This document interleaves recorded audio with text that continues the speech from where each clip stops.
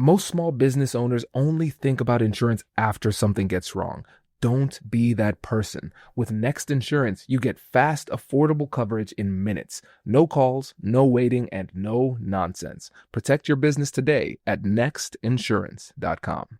You know you want to start a business. What you may not know is how to make it a reality. Just visit GoDaddy.com to get started. That's GoDaddy.com. Premium features require paid subscription. See terms on site. Welcome to this negotiation masterclass edition of Negotiate Anything. With over 1,600 episodes featuring some of the world's brightest minds, we've carefully curated 3 powerful conversations for you. What makes this so special is that you'll hear how different experts from different industries approach the same challenge in their own unique ways. Our goal is to give you multiple perspectives so you can build your own unique style. Success doesn't look the same for everyone, and in this masterclass, you will see exactly why. Let's dive in. Hey everyone, it's Kwame Christian, host of Negotiate Anything, asking you to please do not skip forward because this is not a commercial. Okay, I've got something for you. So we want to hear from you, our incredible listeners, because your feedback is super helpful in making the show even better. We've created a quick and fun form to get to know you, and this is your chance to make the show even closer to what you love. And here's the best part.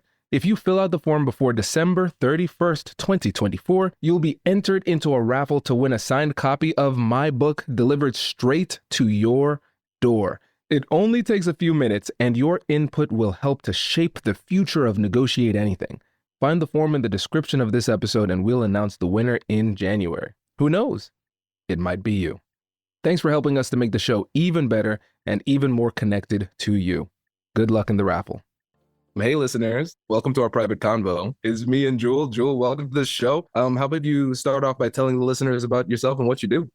Absolutely. So I'm originally from California, San Francisco Bay Area specifically, and grew up very multicultural environment, good upbringing. Ended up going to UC Santa Barbara for college, majored in Black Studies. Went to Antioch University, got my master's in clinical psychology, did my 3,000 hours, quite a long time there, and then got my license to do therapy in the state of California, so psychotherapy. And I started this organization called Black Executive Men. We focus on Black men in corporate America.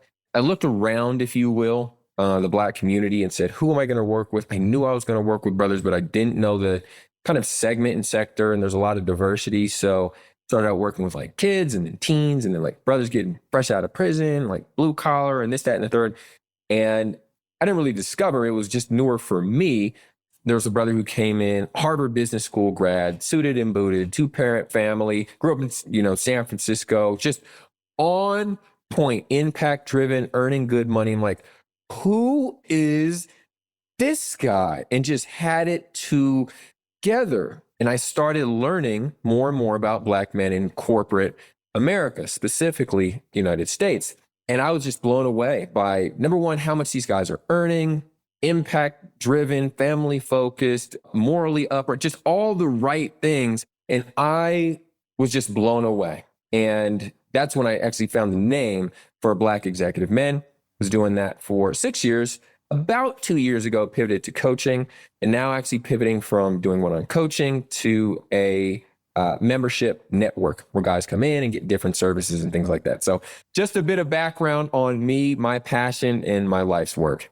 Man, I love it. I appreciate it. It's so important. It's very, very important. And listeners, I know we have a very diverse audience from people from around the world. And so I don't want the focus of this niche to make you think that this episode isn't for you either. Because the thing is, we have these foundational skills that everybody can use. And if you can find a way to take the gems from Jewel in this episode, you can find ways to apply it in your own life. And for people who want to be allies as well, it can help you to understand other people's perspectives and lived experiences so you can connect at a higher level. So, Jewel, I think a great place for us to start is focusing, just starting with your foundational approach with your 4 pillars. And then we can talk about how negotiation and conflict resolution skills really amplify what it is that we need to do to be successful in the professional world. Absolutely. And I just want to, follow up these skill sets and mindsets. we could be talking to anybody here today. It's just in the world of business, at times we choose a niche, specialize and focus, but absolutely, these are going to be applicable for anybody in any background. So I hope you all find some value in this. In really working with over 500 Black men, different levels of seniority over the past 8 years and doing workshops at Google and Microsoft and NVIDIA and Capital One and Medtronic and all these organizations, I made it a study. Like if someone were getting their PhD, this is how much I focused on what are the skill sets that help people advance, let's say toward the C-suite, just in their careers, as opposed to others that really hold them back, and came up with these 4 pillars. And these are some things I'm talking about in my upcoming book as well, but we're going to go over them here now. So the first one is the 100% formula. Simply put, it's just giving it 100% at whatever it is that you're doing. This is key. Number 2, it's your internal marketing campaign.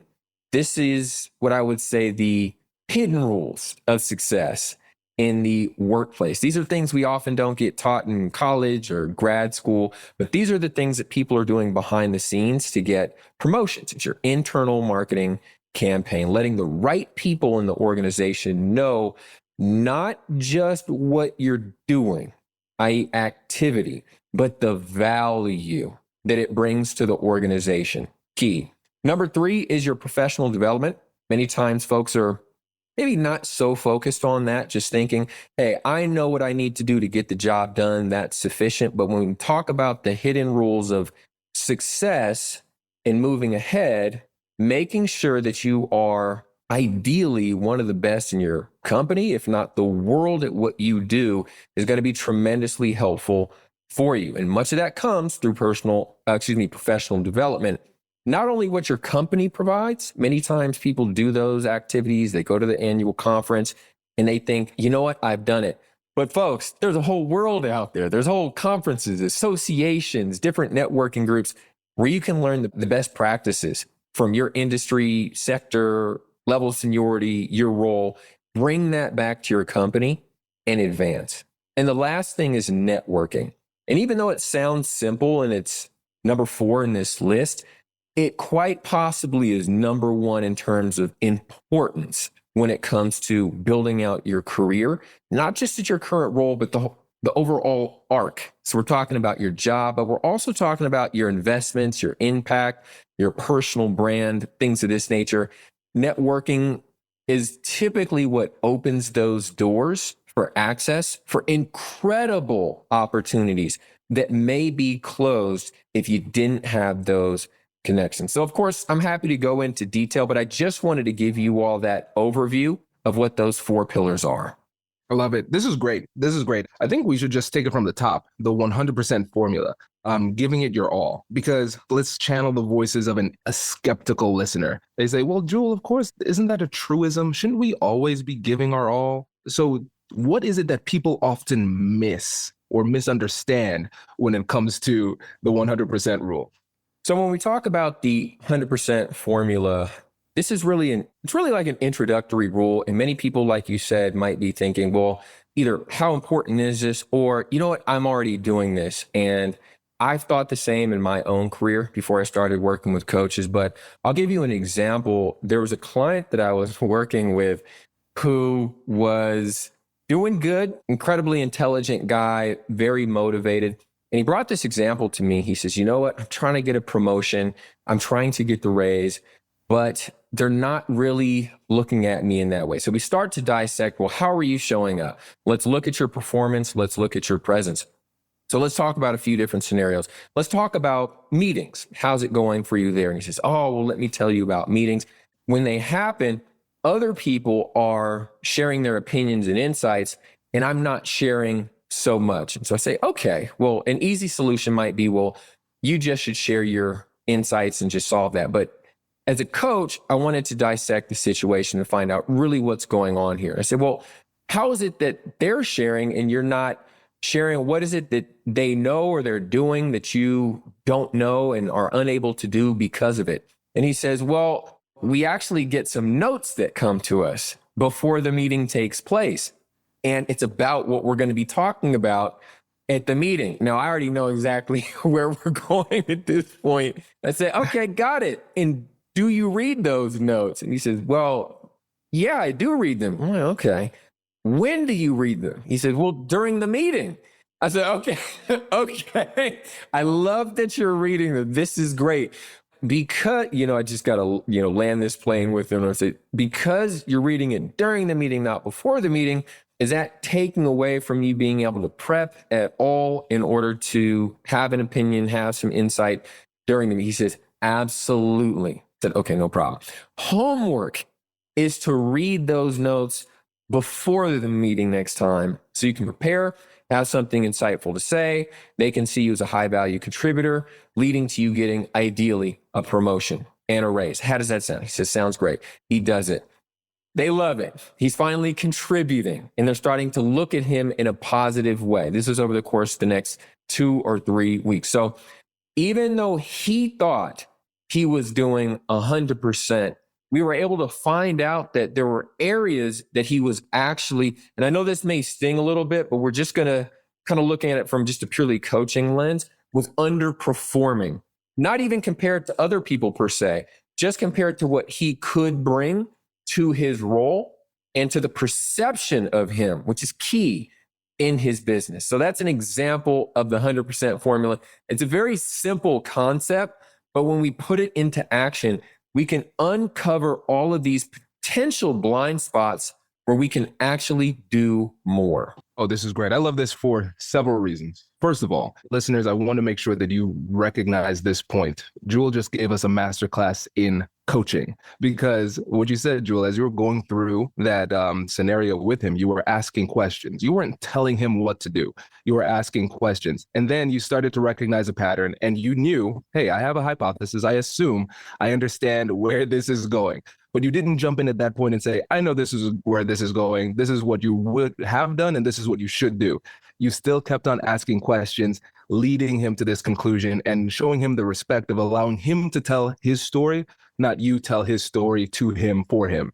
And then you got him to that point where he came to the conclusion himself because of the incredible coaching questions that you asked. So I think this is something important that us as everyday negotiators should keep in mind.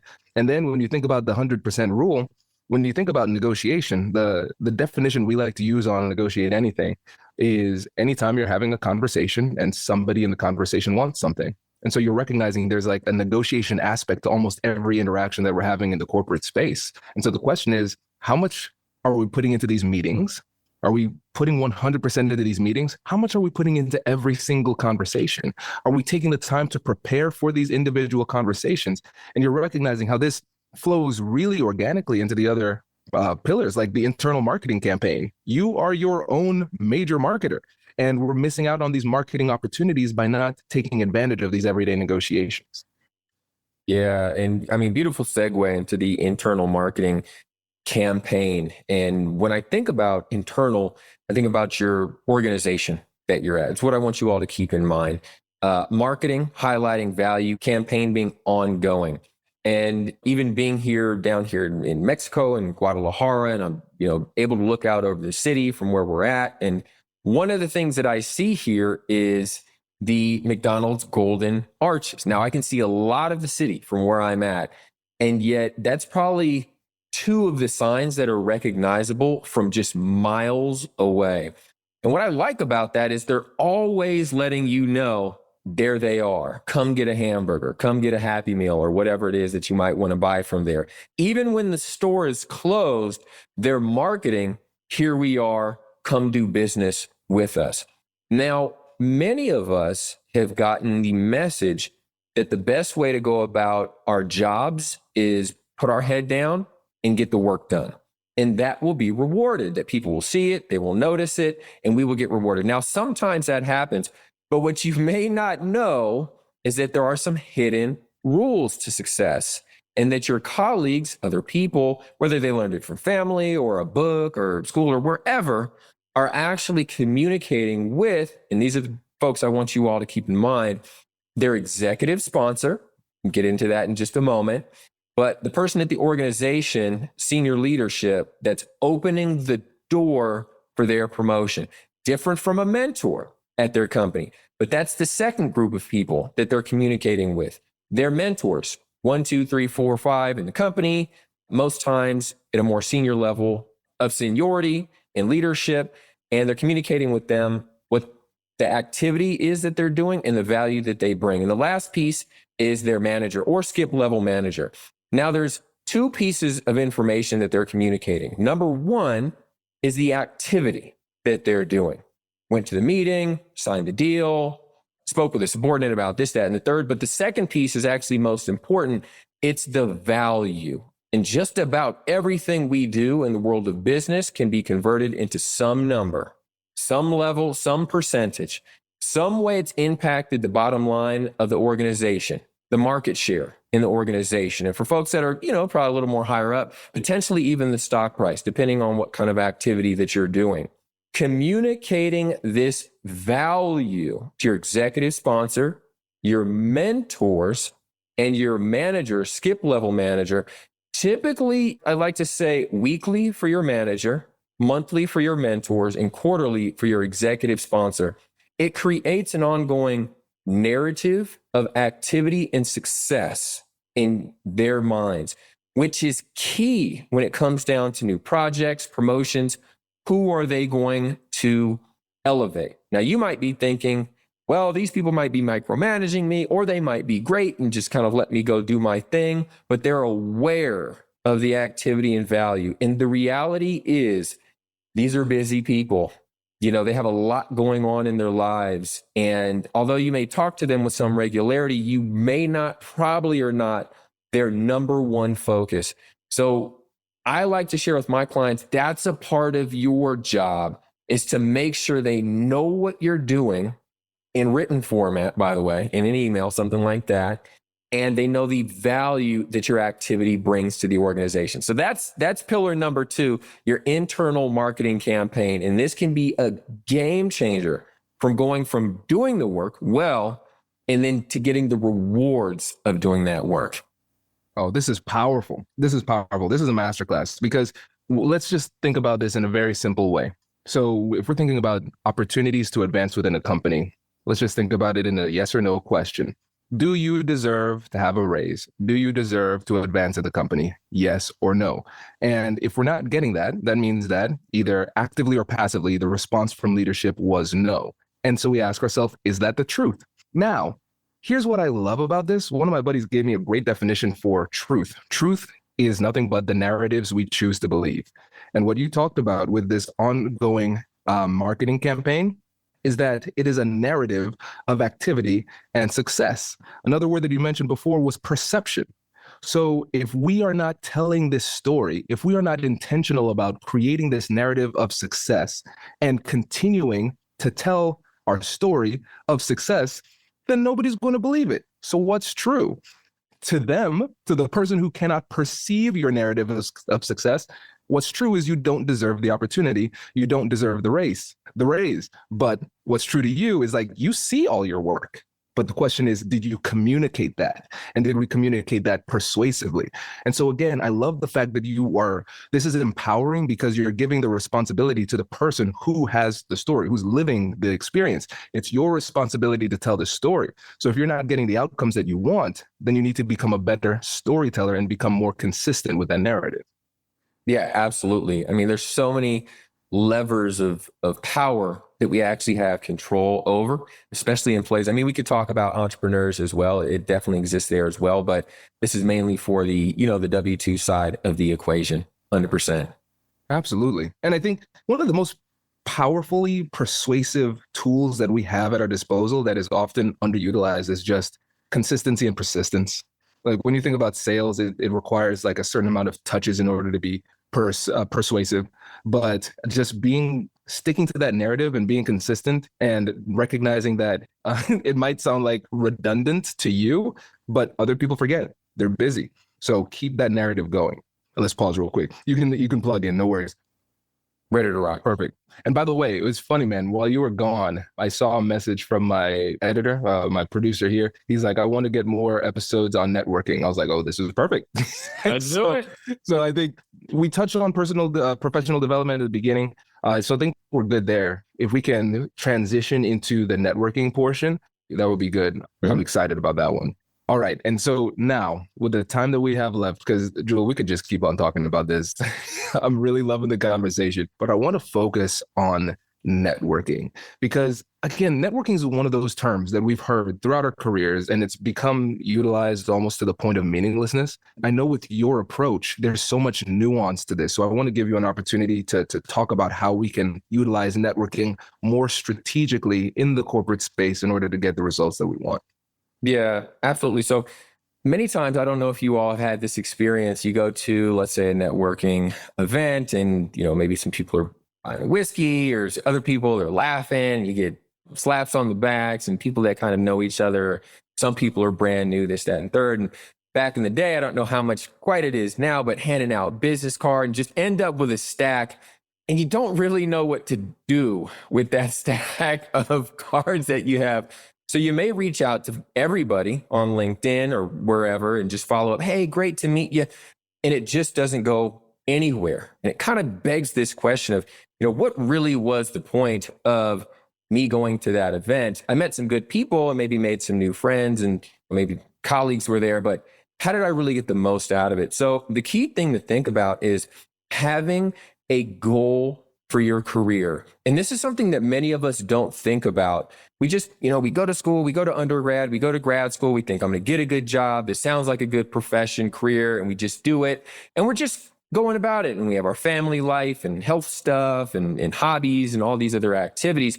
But really thinking of when I am 40, when I am 50, when I am 60, this is where I want to be. This would be the pinnacle of my career. Let's say being a CEO or being a VP or being an entrepreneur, something like that, being a coach, you name it. And this is how much I want to be making the money doing it. I want to be an investor. I want to go into the VC world, the private equity side of the equation. What is your goal? Do not leave this to your boss. Do not leave this to somebody else or Tony Robbins. Shout out. I love Tony Robbins and everything that he's doing. But this is your decision and you get to make it, and you're empowered to do so. Your mind is incredibly powerful. That's the first thing to decide. What is your goal career-wise? Where do you want to end up? So not where you're at right now, not even necessarily your next job or the job after that, or your next raise and the raise after that. What is your ultimate goal?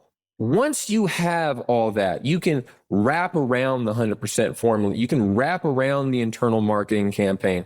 And now networking, especially professional development, but for networking, you can wrap around who do you need to meet? And we're just going to be very direct. And who's not important? This isn't about the importance of another human being as far as just a humanitarian standpoint. This is your goal, specifically that.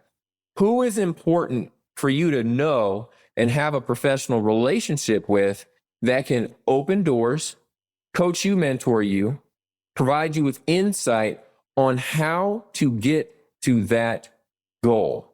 So now when you walk into a room, there's going to be people that you really want to meet and other people. It's nice to meet, but it's not your focal point. Remember, be friendly, be nice, be cordial, but you're there for business. You're there, in business, pretty much trying to make a profit through the services and products that we deliver.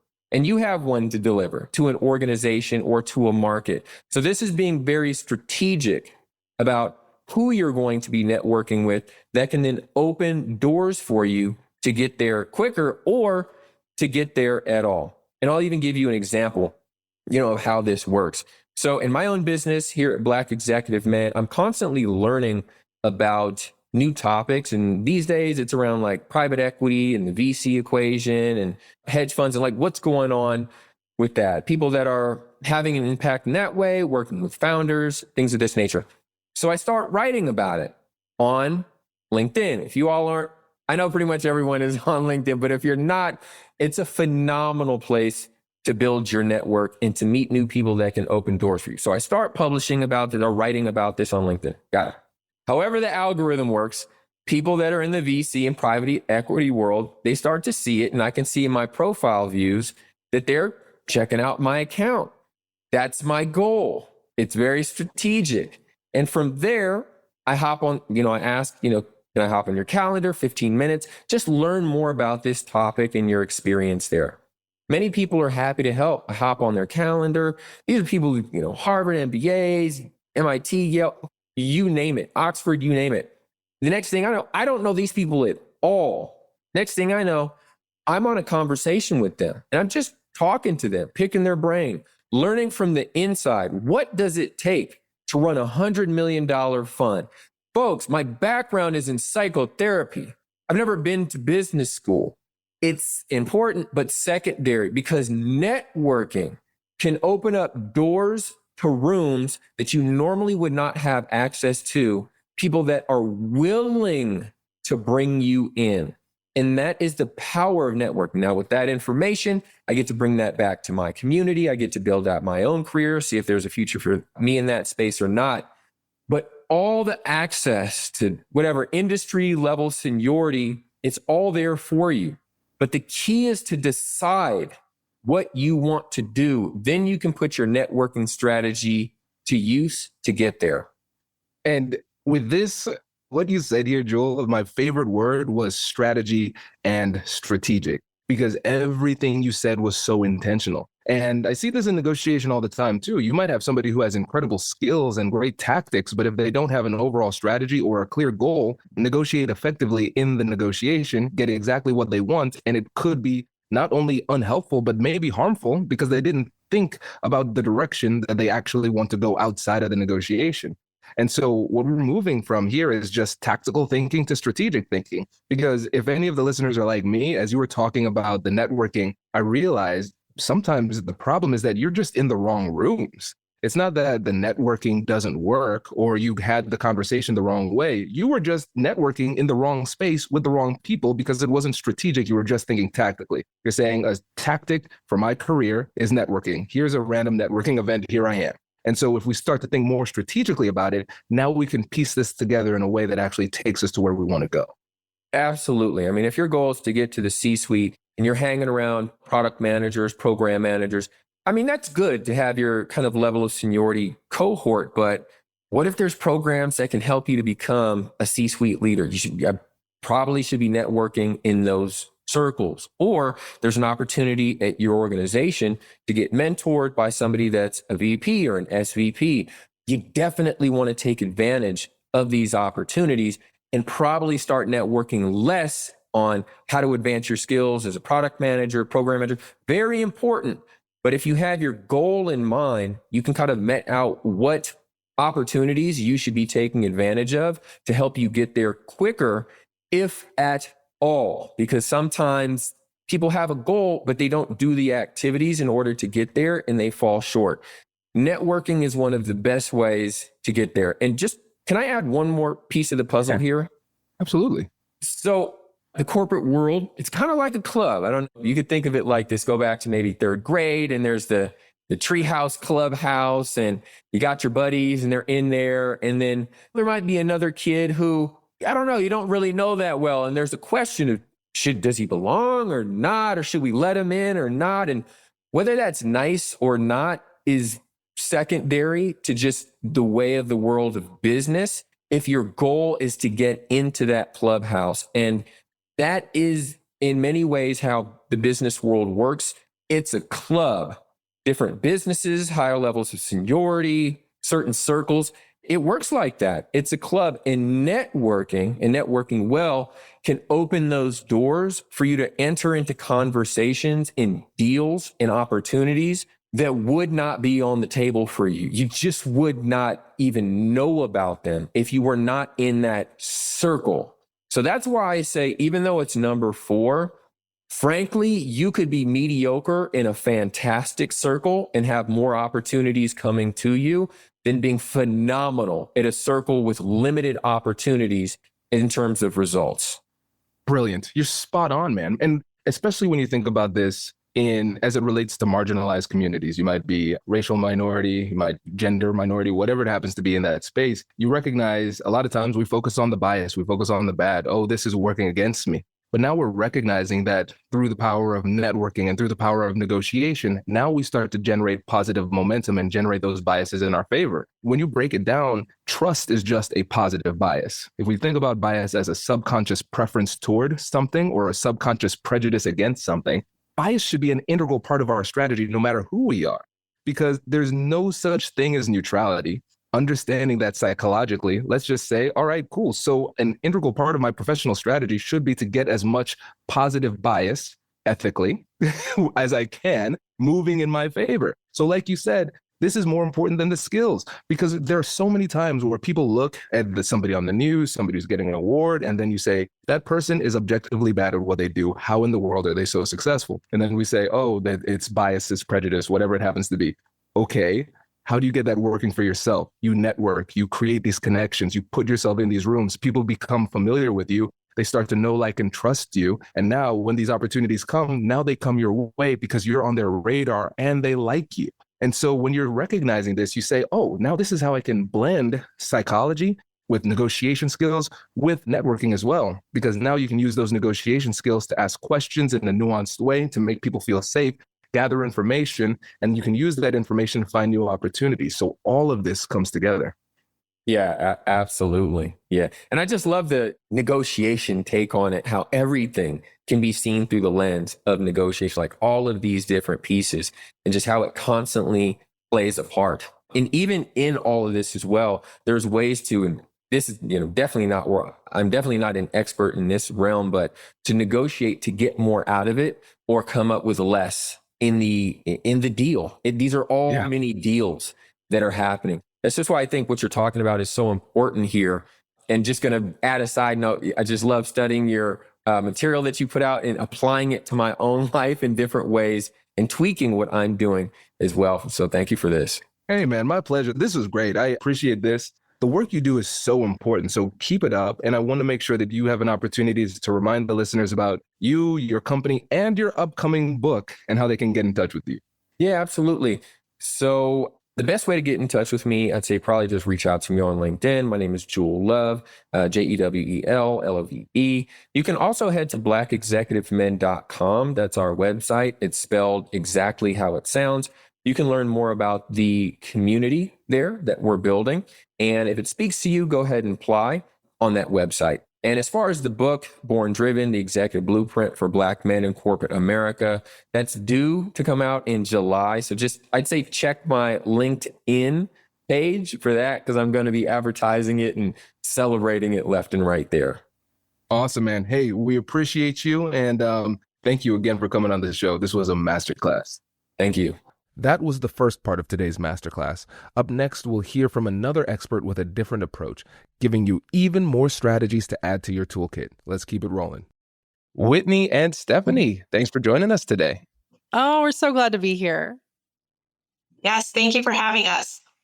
It's our pleasure. So, Whitney, how about you get us started by telling us a little bit about yourself and what you do?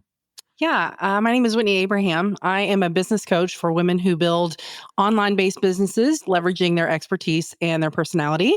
And I am the co-owner of a digital marketing company here in Columbus, Ohio called Real Social, and also the co-host of the Capture Your Confidence podcast with my darling partner, Stephanie. Yay. So I am Stephanie Hanna. I am a lawyer by trade. I have a business called The Other 85, where I do professional development coaching for attorneys and other professionals. And I am also the co-host of the Capture Your Confidence podcast with Whit. You know you want to start a business. What you may not know is how to make it a reality. GoDaddy Arrow's got you. It uses AI to help you find the domain name that's right for you. Next, answer a few prompts, and with a couple of clicks, Arrow will design a professional-looking website or storefront in minutes. Arrow can even help you to stay engaged with your customers. Just attach a professional email that matches your domain. With GoDaddy Arrow, you can build a business without having to know a thing about this stuff. Just visit GoDaddy.com to get started. That's GoDaddy.com.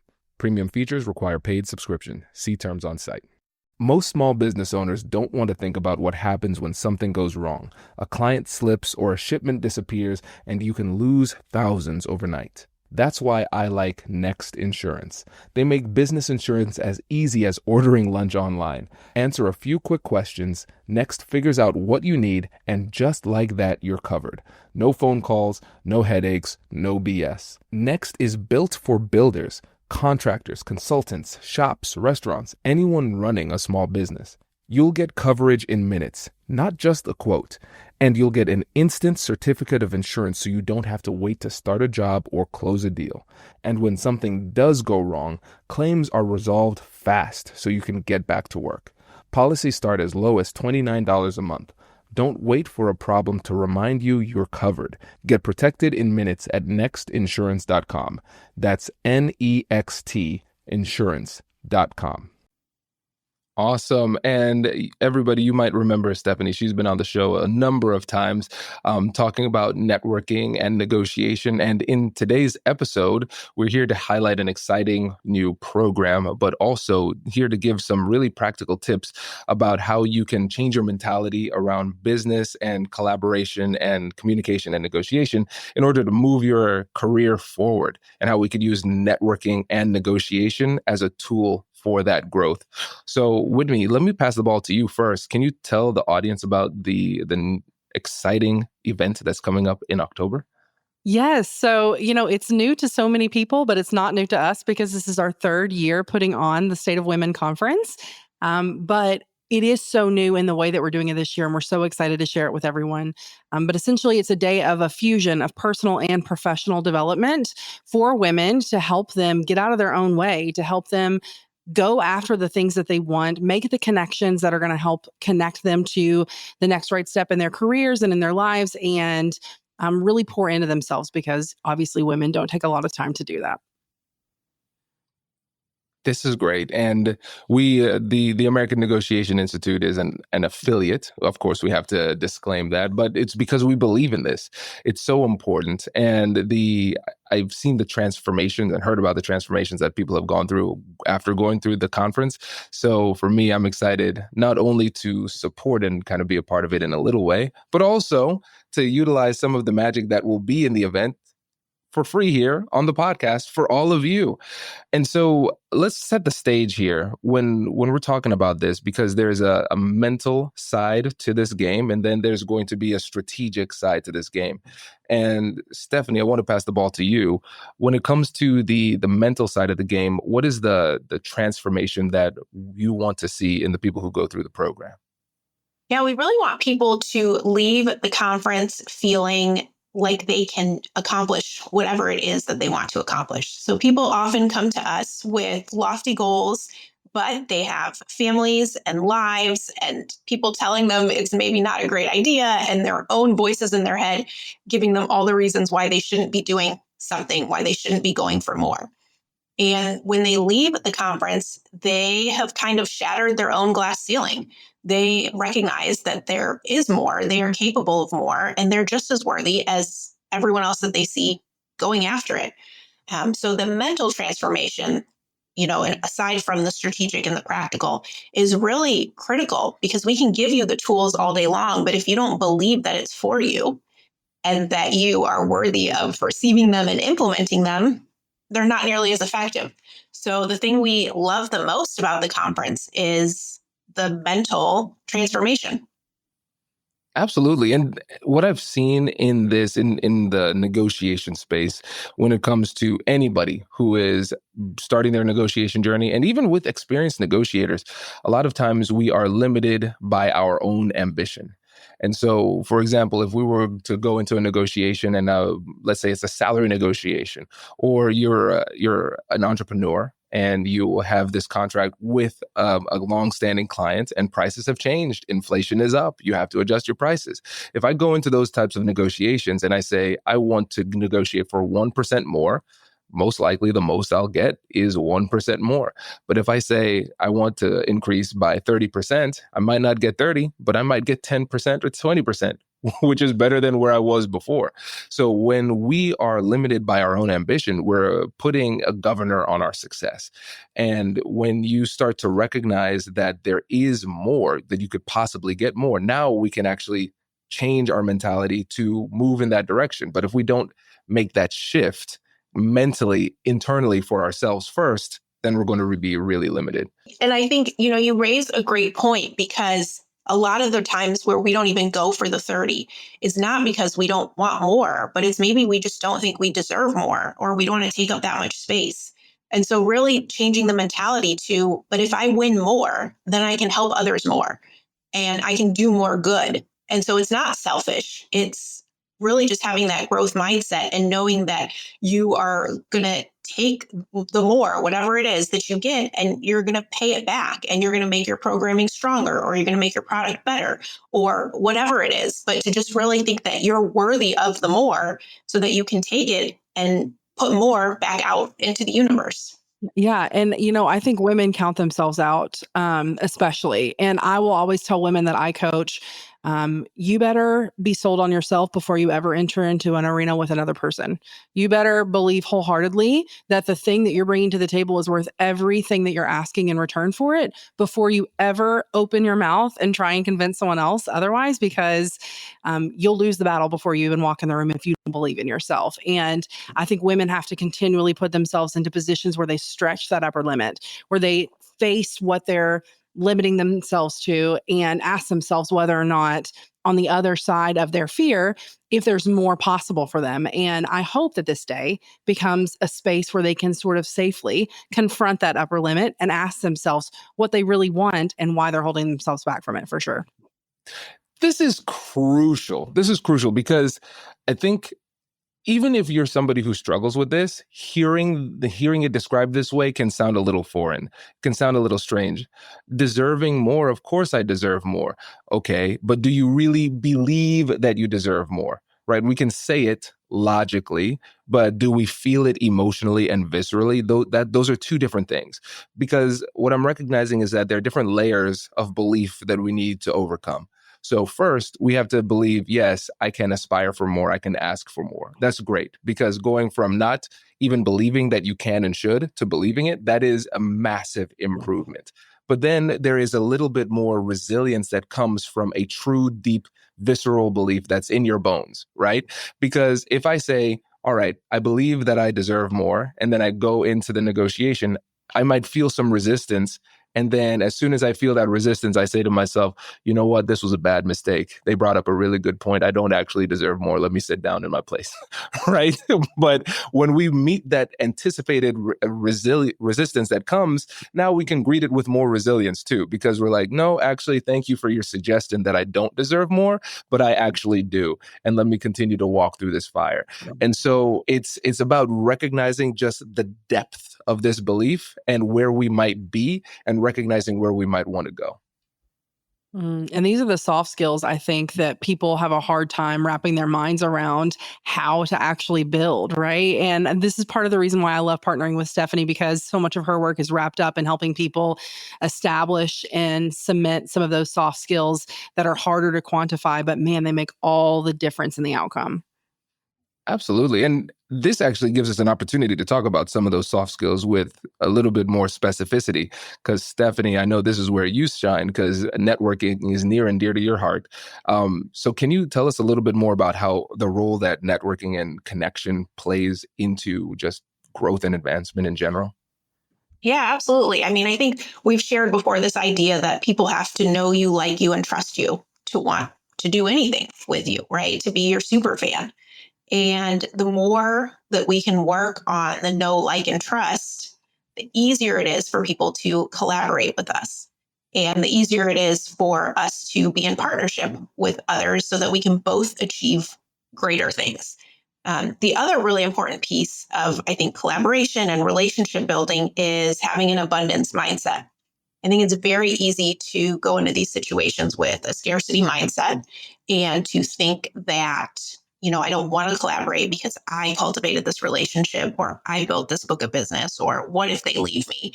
And that is probably one of the quickest ways to derail both your own progress and the, compounded progress that could be if you were to collaborate.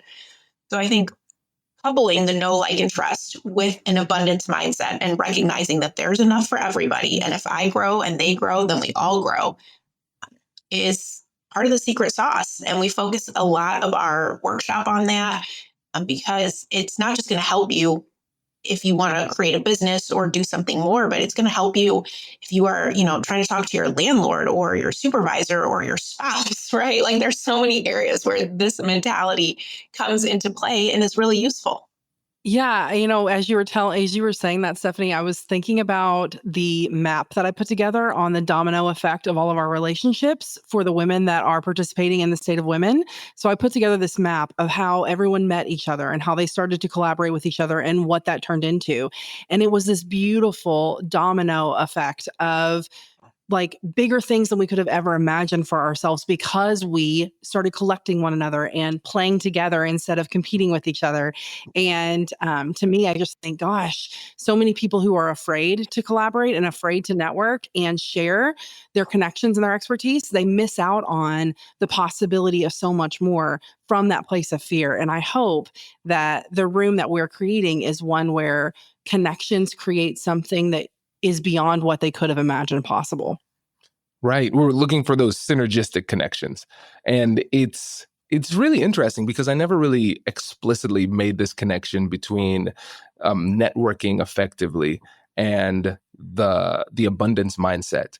And let's go a bit deeper into this because I don't want to assume that everybody fully grasps this, because I think there are going to be different levels to this. Because when we say, all right, cool, we want to have an abundance mindset, sometimes we might have an abundance mindset as it relates to ourselves, but then you incorporate somebody else and you're like, wait a second, you're going to take some of my stuff, right?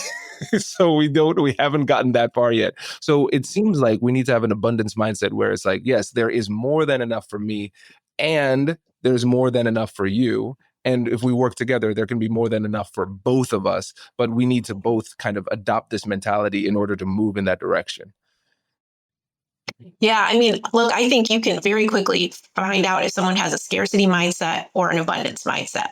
And, what I mean by scarcity is just that there's a limited pool of resources and opportunities and information. And so whoever can get the most of it will ultimately be the most successful versus an abundance mindset, which, you touched on, but just there's tons of it for everyone. And it's not a race to who's going to get the most, the fastest, but it's how can we work together so we all can get everything right together? Like, how can we all get as much as possible? And I think, within minutes now, as much as we've been doing this work, I can tell, right? I can tell it's a yes or it's a no. Like, is this going to work or not? And it took a long time to get there, but I think you start to get a spidey sense about someone's true kind of core values and their beliefs about resources and collaboration and relationship building. And so you can, once you're able to sense it, then you can make decisions that are the most effective for you, because it is very hard. It's going to take more than your relationship to undo someone's scarcity mindset, right? It takes a lot of work. So it's going to be easier for you to navigate when you're able to, know where you stand personally and then be able to gauge where your partners or potential partners are.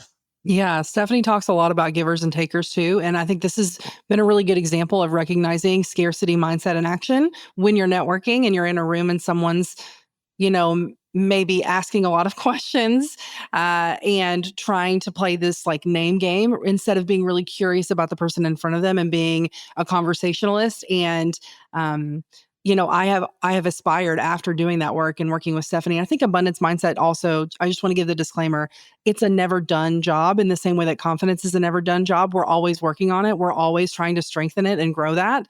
And so after having started that journey and started to do that work, my goal when I walk into a room is to find out as much about the people in the room as I can and to try and make connections where I can. And we were talking earlier about creating win-win scenarios with as many people as possible. And so, if I can enter into a conversation or into a room and be of help to someone else without expectation that it comes back to me, I actually end up getting way more back from that than I would have if I had gone in and being me, my, right? Running a business online? Instantly build trust with your customers with a domain and matching professional email from GoDaddy so people know that you mean business. And there's never been a better time.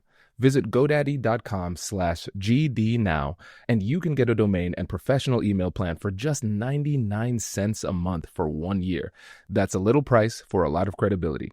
Choose the domain that's right for you and a professional email to match. Go to GoDaddy.com/GD now and look legit. That's GoDaddy.com/GD now. New customer purchases only. Products auto-renew separately. See terms on site. This is great. And you're absolutely right. And Whitney, I love the point where you said, we're constantly working on this. And I smiled because I know I currently am. And it's humbling because I realized that last night where I was thinking about a different type of expansion. And then I said, man, when did I get so scared? When did this happen? Probably kids. But when did this happen? Because I used to be able to think a little bit bigger, take bigger risks, but I realized, I grew in my abundance mindset at that stage. And now I've leveled out, I've kind of topped out. And now it's going to require a similar amount of effort to overcome this new level again. And it was just humbling because I was saying, my goodness, I thought I was past this. But it's not like, a grade where I don't need to keep on revisiting second grade. It's one of those things that we just keep on pushing through in life. And one of the things that I want to focus on here, because it is subtle, and maybe the people who are only listening to this, they can't see the video, they might not appreciate this, but there is a glow and energy that both of you all have as you talk about the connection and the networking. And I think a lot of times when people hear networking, they get nauseous. Yes. And so I'm recognizing that we are using the word networking, but it has very different meanings for different people. And so when you think about the aversion that people have toward networking, what are those self-limiting beliefs and problematic beliefs that often hold them back? So in addition to networking, I also teach a negotiation class at the law school here. And there is that same aversion to those words, right? To networking, to negotiation. And, Whitney talks a lot about marketing and sales and that same aversion. And so how interesting that we have to build businesses around words that people generally don't like. And so for networking in particular, I would say the aversion or the things that I hear the most are it feels very inauthentic. It feels salesy, or, I'm trying to pitch myself. I'm trying to take up too much space. I could just work hard and keep my head down and someone will notice me. I don't want to go into they just have this vision of like a cocktail party where, everyone is talking and nobody has anything to do with you. And that, everyone's like scheming to exclude you, right? They've concocted like the worst possible scenario in their mind and then use that as a picture their mind goes to every time the word networking comes up. No, nobody wants to walk into a room where they feel like they're going to have to small talk or posture, but they do if you ask them, hey, do you want to go to a place where you're going to meet your next mentor?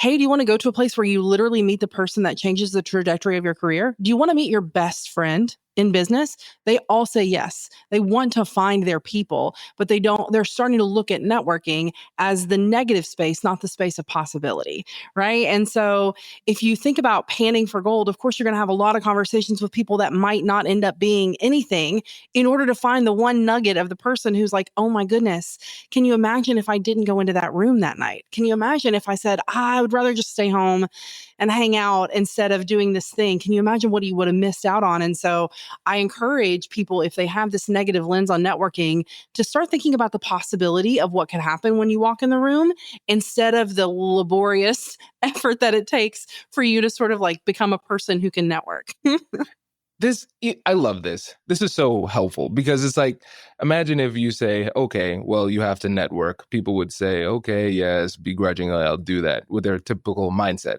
But if you ask, do you want to be networked? It would be like, ugh, like, what does that mean? It doesn't sound good for me at all, right? And I think about some of my most valuable relationships that I've come away with from these networking events, and it's the people who were just ruthlessly authentic, right? Where they were just saying, hey, this is who I am, and let's vibe. And barely talk about business, if at all. I remember one of my friends that I met, still friends to this day. This was about 9 years ago. It was a speed networking scenario. and it was around Halloween times, and we have a minute and a half, and everybody's just like, "Hi, I'm so and so. This is my business. This is how I can help you," right? And it gets old really fast. And he said, "Hey, what do you want to be for Halloween?" I was like, "Wow. What a great question." And we just vibed. And then in the last 5 seconds, he said, "Okay, I do this." And I said, "I'll do that." And friends to this day, right? And when you think about going all the way back, Stephanie, to what you said, when we were saying know, like, and trust, when you think about business, who do you want to do business with? You want to do business with your friends. And then if your friends are just slightly not as good as another option, but functional, but it's just not that great, you're still going to go with your friends because you vibe with them. And when you think about it in terms of just going out there, being yourself and making relationships and helping people, now it's an exciting opportunity. But if you have that biased lens around networking as a bad thing, it's a chore, I have to pretend that I care only about business and I'm not a whole person, now it's not fun for anyone in the interaction. Yeah, absolutely. I mean, look, at the end of the day, this gets easier the more you do it. There is this piece of equipment at the gym called the ladder. I don't know if you're familiar with it, but essentially it's like a bunch of rungs on this electric ladder. It's essentially like a treadmill, but it's all self-powered. So the faster you go, the faster the thing moves. And I just have been as I'm on it, I'm like, there are so many parts of life that are like this. You're starting out slow, you're just trying to figure it out. But then, like, the more you're able to go, like, the faster the thing is going, but you're able to keep up. But okay, then you slip. So hold on, then we got to slow down again. But that's just like relationship building, right? You're able to weed stuff out and go quicker the more that you do it. Like, I am not going to the same things that I was going to 12 years ago, for sure. I am very easily saying no to those things at this stage. But I'm still going to other things and new things that are serving my relationship building goals. So the more you do it, the quicker you are, and you're able to weed it out and and just make smarter choices, and it becomes less laborious. Note to self, Stephanie is way tougher than me because I know the ladder. I am not acquainted with the ladder. I will never do such a thing. So kudos to you, but you're absolutely right. Like a positive ladder, things in life, Yes. they just keep on coming back. And I think it's really humbling to recognize that, to just say, okay, yeah, I'm not going to graduate from these challenges. They're going to shift. They might manifest themselves differently, but you just have to keep on going. I like to think about it like a clock. Just tick, tick, tick, tick, tick. We just keep on moving forward methodically. And I think that's really powerful. And when we bring that mentality to our career and our relationships and we just keep on advancing, that's really where we make those gains. And the other part of the event that I know is going to be really exciting is the planning part.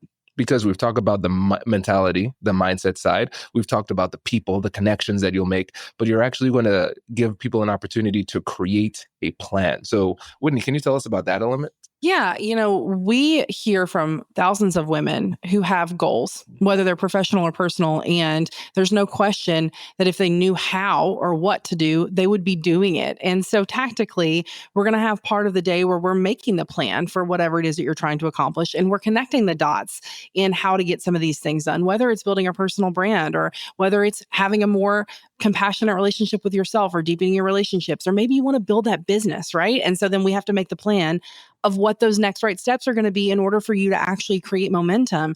And there is a significant part of this day that's focused on helping you create that plan. And then, of course, plunking in the pieces of the people that are going to help you move the needle so that when you leave, you not only know what to do, how to do it, and who's going to help you get there too. Yeah. And I think, the tactical piece is really important because sometimes you could leave a lot of conferences and seminars where you do feel that rah-rah, right? And then I used to call and put it on the shelf workshops, right? I feel great, but I'm putting all this material on the shelf and hopefully this good energy carries me a couple more days. So not only are you getting the good energy, you're actually getting the next steps. Okay, so when I leave here, who do I need to call? Who do I need to schedule a coffee with? What plans do I need to follow through on? You've got the blueprint, and it just makes it so much easier. In diversity and inclusion work, there's an exercise that we do where we give everyone a puzzle. to solve. And then the facilitator gives one person kind of the answer key, the blueprint, not the full answers, but just says, here are the different quadrants of the page so that you can find the solution. Just give them that blueprint. And then the participants all go through the exercise. And the person with the blueprint, of course, is able to accomplish more of the exercise than anyone else in the room. And the idea is all I did was give them a roadmap and then they ran with it. But everyone else is still stuck trying to figure out the roadmap and see if there's a pattern. And they're kind of twirling among themselves and not able to make real progress. But when they just got the roadmap from someone else, then they were able to run and they were able to get where they're trying to go much quicker. And so that's what we hope to give you is the roadmap. We're not doing the work for you, but we hope to help you change your mindset and then give you the roadmap so that once you leave, you know what to do. This is great because so many events are just hyper motivational and hyper emotional. And then once that fades away, which it often does, people are just exactly where they were before, but guilty that they haven't done the thing that they said they were going to do. Right. So this is important. And I know some listeners are saying, why are we talking about business strategy on a negotiation podcast? Well, I've got a little twist for you because let's say people go to this event and they have a plan, they have connections, and then they're confronted with the real world.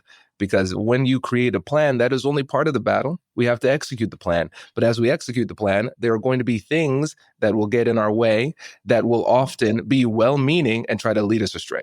And so we have to be able to set boundaries to in order to protect this. And the thing that's tough is that sometimes we have to set boundaries with the people who we love. So it might be a partner. It might be a friend who wants to continue to do like just socialize without moving forward. Hey, no, I need to focus on this. I might be a partner who wants more time, which partners often do. But then you say, hey, I need to lock in for this moment. So in those times where you have to protect your boundaries and say no, what is a framework or approach we could use to handle that particular difficult conversation? Well, lucky enough, the session that I am leading at the workshop is all around boundaries. And so because we know that that's real life and that happens. And I think the first part fundamentally is to understand that boundaries are something you control. They're not something that someone else can break or not break, right? It's just, have you enforced it or not enforced it? I think a lot of times it's very easy to pass the buck when we talk about boundaries. You know, I told them, don't call me after 7, and here they are calling me. Like, they just keep violating my boundary. Versus, I told them not to call me after 7, so I'm not going to answer this so that I can enforce this boundary. Right. And that mindset shift is really critical. And then the other thing is the language to help you enforce that boundary. Because a lot of times we just can't ignore people. That's not how we want to enforce our boundary. That's not how we want to show up. So it's having the language to say, hey, here's why I'm doing these things. Here's how I plan on enforcing them, on enforcing my boundaries or staying true to my word. And here's what I hope that you're able to do. And if you're not, that's completely okay too. Right. But here's how I'm still going to show up. And here's how my behavior might change. So we give a lot of little, you might notice me, fill in the blank, and just key phrases that may help. Hey, do you have a minute? Right. I mean, just the basics of how we introduce a conversation, how we let someone know that we're trying to talk about something that, maybe we don't feel great talking about, but we know is important in the long run. So those are the things that, we'll be covering more in depth. But you're right. Boundaries is a huge piece of it. And so it's mindset and language. And it doesn't matter if you're on the corporate track or if you own a business, or even if you're a stay-at-home mom who wants to articulate better boundaries so that she can accomplish some of the things for herself that she wants. These are life skills, right? And so I love being in a room and watching people explain their circumstance to Stephanie and watching Stephanie help them wordsmith the language that look, sound, and feel like them in order for them to be able to set those boundaries. Because again, if they knew what to say, they'd say it, but they don't know where to start. And so sometimes having a coach to help walk you through that process is transformative. And we've seen some incredible boundaries come out of this conference. So if you struggle with that, might I introduce you to my friend Stephanie, who is very, very good at it. The other cool thing I'll say about the conference is that the makeup of the attendees has really transformed in the last couple of years. We actually have a lot more corporate folks. We have a lot more attorneys, a lot more people who probably will never have a side hustle, right? Who probably are going to go to work and go home. And that's how they want to show up. But I think it's this mindset that like you are still the CEO of yourself, right? No matter if you work for someone else or you have your own business, like you still are an entity that deserves a CEO and a board of directors. And so we want to help you fashion that so that you can put yourself in the best position. So if you're listening to this and you're like, well, I don't want a business or that's not for me, that's completely fine. The really cool thing is that the audience is now being made up of folks at all stages, right, in the game and finding this content very useful. Incredible. Stephanie and Whitney, I'm so excited for this and excited to help promote as well. And for the people who are interested in learning more about the conference and buying their ticket, there will be a link in the description. But before you go, can you make sure that you give them the details and make the final pitch for why this is the best move for them? Yes, well, I will go first. So this is going to be on Thursday, October 10th, and it's going to be in Columbus, Ohio. It's from 9 a.m. to 3 p.m. And it is for women who want to dial up their impact, scale back their stress, and create meaningful connections. The transformations that we have been lucky enough to be a part of over the last 3 years have been so inspiring and so encouraging. And just by dedicating a day to your own personal growth is one of the best gifts that you can give yourself. I love the timing of the conference. It's right in the final quarter of the year. So you can finish planning out the rest of this year strong, but then also really look ahead to 2025 so that you can walk into that with a plan, with some direction, and with some confidence to see it through. Whitney? I would say if you're a woman who wants more, then we want you in the room. And you'll know in your gut if that's you. And we would love to see you and support you and cheer you on and hopefully become one of the people that you actually want to keep in your life. And we'll happily join your group of cheerleaders behind the scenes as we watch whatever it is that you're trying to pull off. Amazing. Thank you both for joining us. Really appreciate it. You've just heard one powerful perspective, and now we're moving on to the next. A fresh voice with a new angle on the same challenge, so you can keep expanding your skills. Let's dive in. Frank, thanks for joining us again. Well, I appreciate being on the program, Kwame. It's always nice to be back. It's always nice to have a conversation. Yes, likewise. We're excited to have you again. So for the listeners who may have forgotten, since it's been 2 years since your last episode, let them know who you are and what you do. Yeah. My name's Frank Agin. I am in Columbus, Ohio. I run an organization called Am Spirit Business Connections. And, people are always trying to work up their 30-second pitch and, trying to get it down. I'm 25 years later. I'm still trying to hone it. I'm still tinkering. But, we're kind of a no nonsense networking organization that connects driven small business people to reliable sources of referrals. I mean, there are weekly meetings where people come in and they develop relationships. And as a part of that, they really want to help each other and they learn how they can help each other. And from that, referrals happen. So that's, really what I do. I think we're at 18, 19 franchisees, maybe 10 states. I don't know. I'm always the last to know, right? I mean, if something's happening, who is this person? Which is a good thing, right? But so I don't always have accurate numbers, but order of magnitude. Yeah, no, this is great. And listeners, again, you'll see with my friends, they're very humble. So Frank is one of the most connected people I know, and Am Spirit is incredible. So we'll put links in the description of this episode so you can check it out because it's like the reach is significant. So if you have a company, having a company that takes a lot. But then to have a company successfully franchise it once, that takes a lot. But 18 times, that's really impressive. So kudos to you. Well, it's actually like 26, but I've had some failures along the way. Listen, you wouldn't be a legitimate business person if you No. didn't have failures. So, Well, but I always tell people, like when I go out and work with these chapters, I think we're, 120 chapters now, and I'll go and I'll tell them there have been 200 chapters, so I have failed, but I learn a lot from my failures. You know what I mean? The Buckeyes, let's pick on the Buckeyes. Buckeyes win a game by 50 points. I don't know if there's any learning in that, right? right. We're on the heels of the Penn State game. There was some learning in that game, so, failures, challenging times, we learn a lot. So I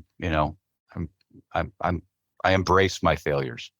That's good. No, this is great. And listeners, for this episode, what we're going to do, we're going to make this one of the open conversations types of episodes. Those that have been getting a lot of positive feedback. And because of Frank's background and his success in business, I think it would be great to just open them up and see what's inside. And let's dig into what you just said about the failures, because that's a major part of what it takes to be successful in business, being able to own the failures, learn from them, and improve upon them. And your openness about the failures, especially with the people who are in the chapters, that's really interesting, because a lot of times people try to hide that because it's something that causes them shame. Yeah. And so when you think about your mindset around failure and building upon that, what does that look like for you? Well, I think it depends on the failure. I mean, sometimes in the moment that you screwed up, right? I mean, and I am only human. I can have my buttons pushed. And I remember years ago, somebody pushed my buttons, and I forget what it was, but I just turned to them and told them to F off. It was horrible. It was just a horrible moment for me, right? I mean, I knew the second it was out of my mouth that I'd screwed up, and, it's, what are you going to do? You're trying to come back from that. And I did, I own the organization. So it wasn't like I could be canceled or fired or anything like that. I guess you could be canceled in this day and age for pretty much anything, but, I built up enough credit, enough social capital with a lot of people like, yeah, okay, that wasn't good, but stop flogging yourself, right? It's done. It's over.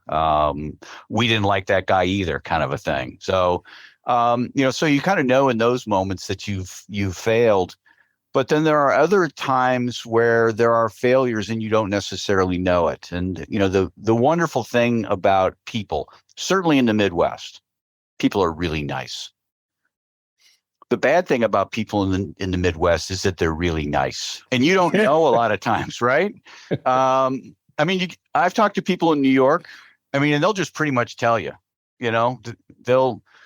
being nice is when they say no and there's not an expletive, right? It's still, in the Midwest, it's like, well, we'll think about it. Let's think about it, get back to us in a year or whatever. And you just, in their mind, it's like, oh, he's never coming back. And so same sort of a thing, you might fail in a relationship and not really know that you failed in a relationship because they didn't give you a straight answer, trying to spare your feelings. It doesn't really help you improve. And then you kind of come back maybe a year later through hearsay or something like that and find out, yeah, here's the reason why. Those are harder to deal with. Having an outburst with somebody is, you just learn to correct those things. We all, okay, I'm not going to let my buttons be pushed. And when I feel they're being pushed, I'm going to walk away, or I'm going to take a deep breath. I'm going to count to 10 and try and deal with it that much better.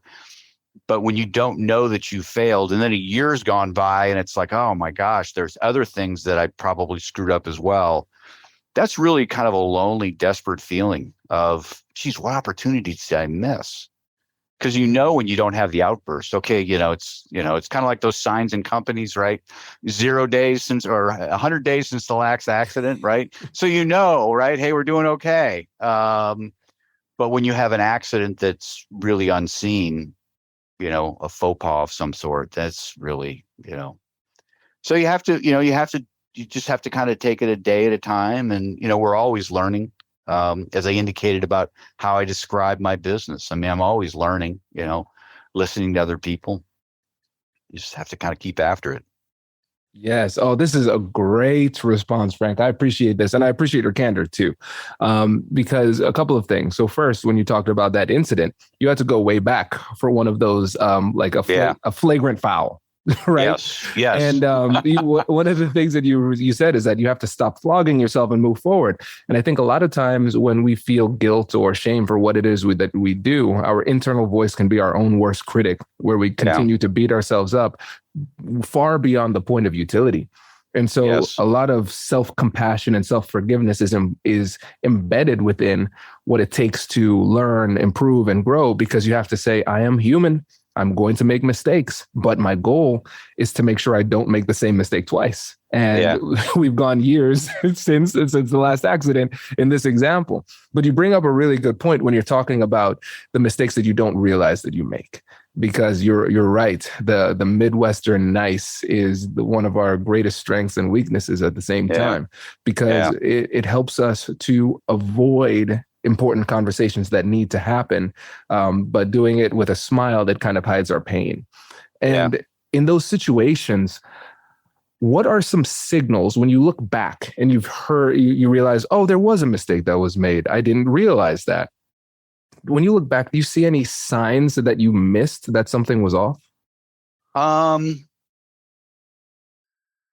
don't know that there's actually a sign or a specific incident that I can think of, mainly because, the outburst, which was actually at a Frisch's Big Boy in Dayton, Ohio. I mean, I remember it clearly because it was only one, right? But the little faux pas of every day of maybe not, treating somebody how we should be treating them, they happen all the time. And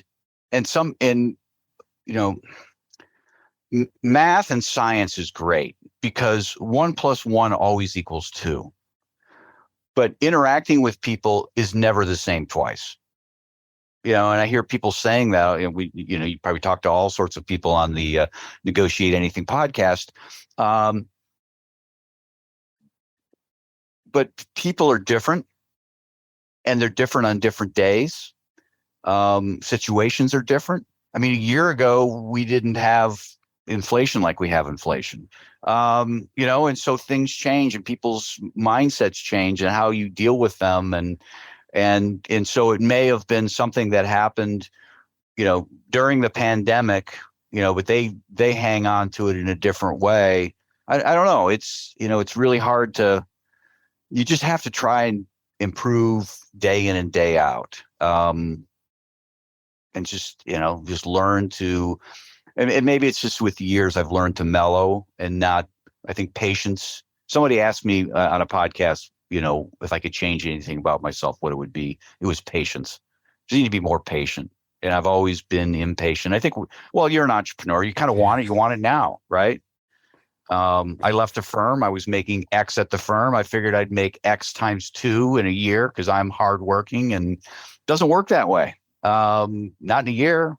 It takes time. And you just kind of have to keep after it, and you have to keep after it, and you have to keep after it. And, and so you just, you have to, so I've learned over the years to be more patient. And, I know in the past, there have been times I've really tried to, for lack of a better term, push people in the organization. I know this works, right? I need you to do this. Well, you've got kids, you get it, you need to do it this way because it's worked for me, and what I have found is that to the extent I push somebody, I get resistance. But if I go to them and say, listen, and I do this all the time, I will love you any which way. I'm here to support you as a business person. I think you should do this. If you choose not to do it, I will still love you and I'll still support you, but I think this is a better way for you. And what ends up happening more often than not is they will take my advice. But if I come in and I say, you know what, this is my way, this is how we're going to do it, because this is how we always do it, I get tons of resistance. It's just not worth the effort. But if you kind of back off and just like, however in fact, there's a study I just printed off. Are you familiar with this? It's a newsletter out there. It's called Cyblog. No. Yeah, it's like $60 a year to subscribe. Really inexpensive. Every day he's got something coming out. It's out of the UK. But this is one of the articles that came out a couple of weeks ago. The one really easy persuasion technique everyone should know.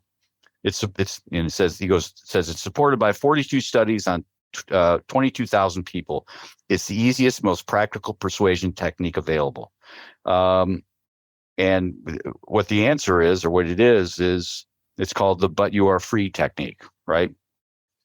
You should do it this way, but you are free to do it your own way.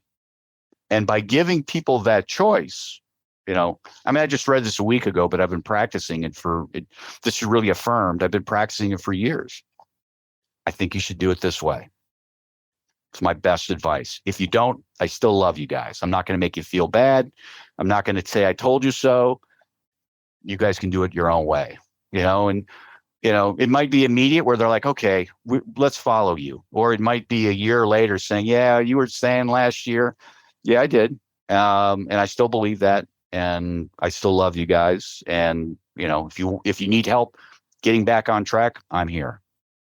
This is so good, Frank. It makes so much sense. And I think, again, it's one of those things where the counterintuitive approach is actually the most powerful approach. And I love the fact that you brought in science here. And I love the fact that you gave me another resource. So the A&I team who's editing this podcast, your homework is to find the guy. You said Cyblogs? Oh, I'll email you a link. Perfect. Yeah. I'll email you the article, and I mean, every day there's like 2 that they put out, and some are, some aren't worth my time. They're not of interest, right? Mental health sorts of things. It just doesn't. They're important. It's just not important to me. But a lot of them are, relationship, persuasion. We were talking before we hit record just about being active in life, and how having an active lifestyle, what they're finding.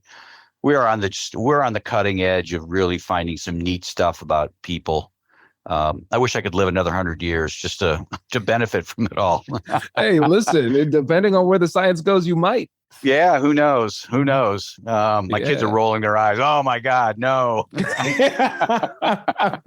That's funny. No, this was great, and we'll reach out and see if we could get somebody from their team on the pod too. But you're right, and I think the it's so funny. It's kind of like when you think about Taoism and like the study of like Wu Wei, the art of like trying not to try, somehow like just going with that flow leads to better results in other aspects of our life. It's really interesting to see how that same concept applies in interpersonal relationships, because you think about Newton's third law, every action has an equal and opposite reaction. When it comes to persuasion, a lot of times the harder we push, the more resistance we get. And people just are saying it's not about, in their minds, subconsciously, it's not about the idea. It's not about what it is that you're saying, it's how you're saying it.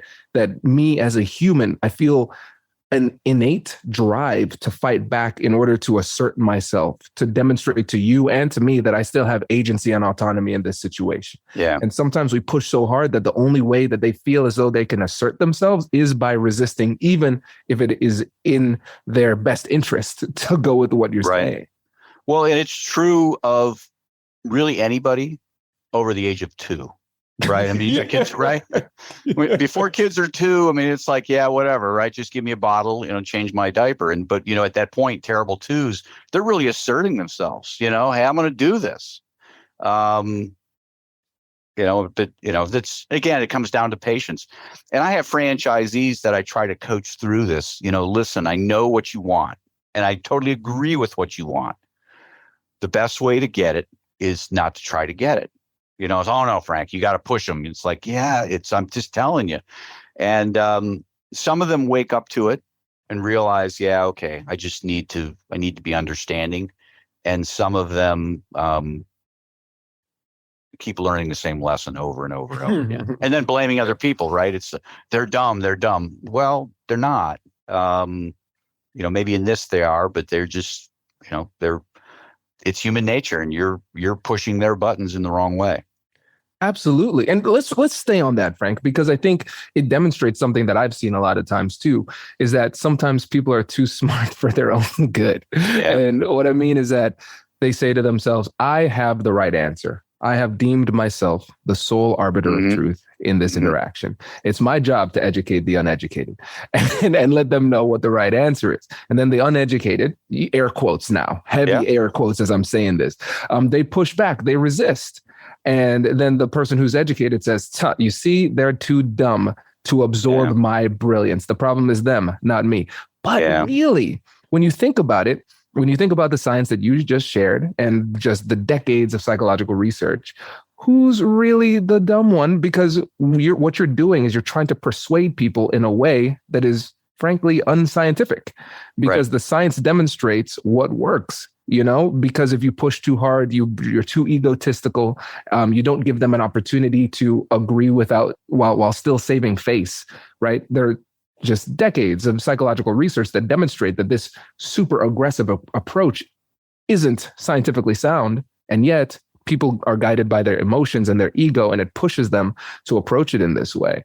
And so I think a lot of times, again, we have to realize that even though we'll point the finger at other people, we have to take some responsibility for the quality of our conversations by recognizing that there is something that we can do. We can adjust our approaches. We just have to be humble enough to do it. Yeah. Well, at the end, that's all we can control is ourselves, and it's, we want to control other people. We can't motivate them. We can just kind of put things out there and hope that they, take the right path. I mean, I've learned that with my kids. I mean, my kids. I have 3 kids. They're all very different. My oldest, well, they're all smart, but my oldest he's kind of a software developer, and he cannot be sold, right? You can't, hey, we should get this phone. He wants to look into it. He wants to come to the conclusion that that's the phone, and I've got other kids where, my daughter, it's like, okay, if that's what you say, then we'll go with it. She might have opinions on other things, but they're different. Are you familiar with the BANK program? Have you ever had people on about the BANK? Yeah. No. BANK is an acronym. Basically what it is, there's a basis in science for it. But what this woman has discovered is that people have different buying personalities. Okay. Yeah. So some of us are, I know there's what are some of the other behavioral science or behavioral assessments, but this really has to do with approaching people differently based on what their buying style is. Some people you can sell with, oh, it's great, you'll make $1 million, right? And they're okay. And that's how they buy. For me, that's a total turnoff. Right. For me, it's got to be very organized. I kind of need to see what it's about. And my son is he's a knowledge base. So the BANK is an acronym. B is for blueprint, right? Somebody who's kind of approaches things very methodically. The A is action. They're the people like, oh, how much money can I make? And, the nurture person is more about, more about just kind of creating community. I guess in your terms, the N, you would sell an N person on, hey, my program will teach you how to get more out of situations and still have great friends. The K person you would promote to them saying, what this program really delves into science and how the brain works to get people to do what you want them to do. The B person would be, we're going to step you through this course and we're going to take you through A and B and C and we'll do this. And at the end, you'll come out here. And the A person would be like, man, you're going to go in guns a-blazing. You're going to come out with everything, And so you have 4 different approaches to selling, and you figure out what people are on the front end before you go to talk to them. And there's a lot of people put a lot of signals out there, certainly on LinkedIn, how people put their LinkedIn profiles. In fact, this particular company has a tool that will take people's LinkedIn profiles and it'll analyze them and say, okay, yeah, this is this type of person. And I mean, it's not perfect. It's humans. It's never perfect, but there's certainly something to it. So right. Very interesting. That's fascinating. No, I've never heard of that, like in particular, the bank approach, but it makes a lot of sense. And Frank, it's fascinating too, because like you said, it's not perfect. We're never going to be able to let me not say never. Who knows where technology is going? But at this stage, we're not able to read people perfectly. But what we can do is become better with our analyses, right? And so the more tools that we have at our disposal to filter through as we're analyzing people, the clearer we can get with our persuasive approach, our communication approach. How I build rapport with you will be different from the way I build rapport with other people. And I remember this saying, I forget the specifics of it, but what they would say is, well, if you had an hour to chop down a tree, how would you spend your time? And they said, well, I'd spend the first 50 minutes sharpening my axe. Right. And I think when we think about persuasion, a lot of times people are looking for a silver bullet. They're looking for magic tricks. Use this simple trick. It wins every time. If anybody says that, they're lying. And if they're telling the truth, get them on the podcast. We'll see. But what we want to do is at the beginning of with our relationships, as we're building rapport throughout the conversation, we're aiming. Who is this person? What do they want? Why do they want it? What really drives them? How do I truly empathize with them and see it from their perspective? And then once I get a pretty solid analysis, now I can start shooting my shot, but at the same time, not pushing too hard, because then I invite the resistance. It's a really interesting blend of art and science when you put these things together. Yeah. Well, and like I say, it changes day to day. It just changes on, I don't know, just how we're doing. You know, somebody needs money. Their approach to life is going to be different. You know, you don't know, or they're having a bad day, or I don't know. So it's all very interesting. It takes a lot of energy. It takes a lot of energy to, you know, I have this conversation with my wife all the time. She has a corporate job. She's very successful. It's a lot of spreadsheets, and, you know, she interacts with 3 or 4 people pretty consistently. And, you know, I say, I was on 2 podcasts today. I'm exhausted, you know, because, you know, and it's like, really, what's so tough about that? But it's like, you're on a podcast with somebody you've never been on before, or maybe on a Zoom call with people you don't know. And we don't realize it, but our subconscious mind is trying to read everything that's going on. And that just takes a ton of energy. Communicating well and connecting at a high level takes a lot of energy. And, you know, people expend energy differently. But I've also run into some people who just seem to expend no energy when it comes to interacting with people. I'm like, why aren't you analyzing anything?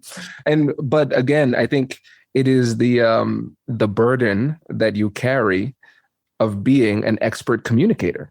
Because you see the world differently. You're seeing the nuances. You're seeing the micro expressions. You're thinking about on a subconscious level, like the psychology that you've seen in your own life. But also, since you're constantly studying, it's like, oh, does this apply in this situation? There's a lot happening beneath the surface for you to appear as calm, cool, and collected as you are in these high-level business meetings and podcast interviews too. Yeah. And so it is very, very exhausting if you're communicating well.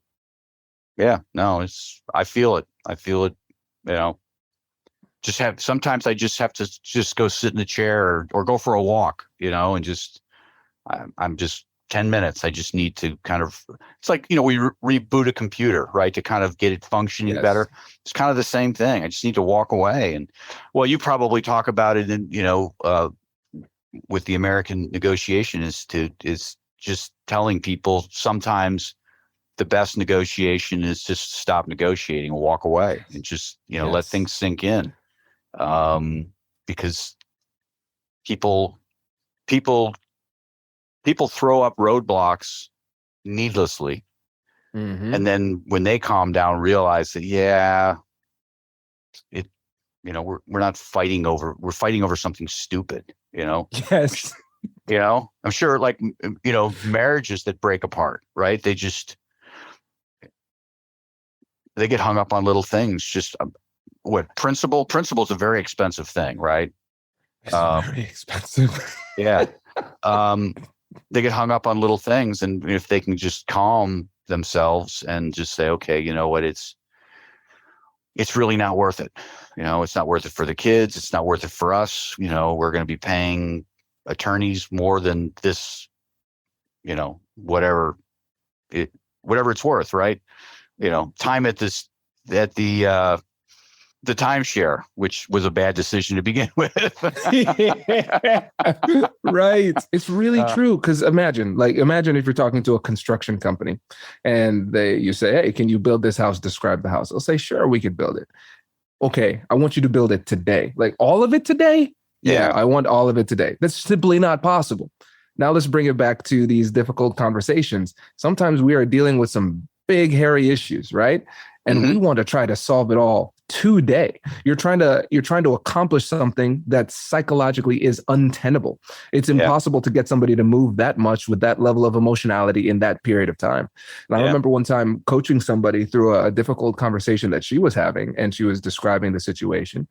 And I was like, all right, so we're going to approach this incrementally. The first conversation, all you're going to do is you're going to listen. You're just going to listen. You're going to empathize, and you're going to ask some probing questions. They might not have the answer. I don't want you to provide them with your answer or your version. Just ask those questions, and then just tell them you appreciated the time.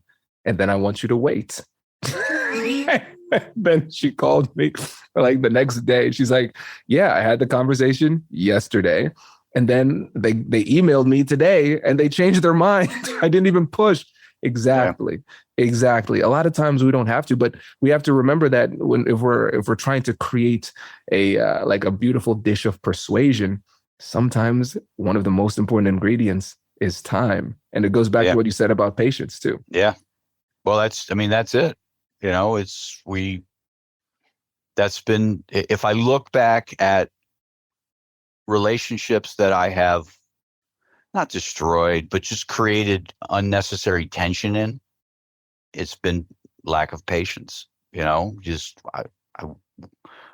when I had this blow up at Frisch's Big Boy in Dayton, Ohio, it was just patience. I should have just walked away and said, I don't need a resolution to this today.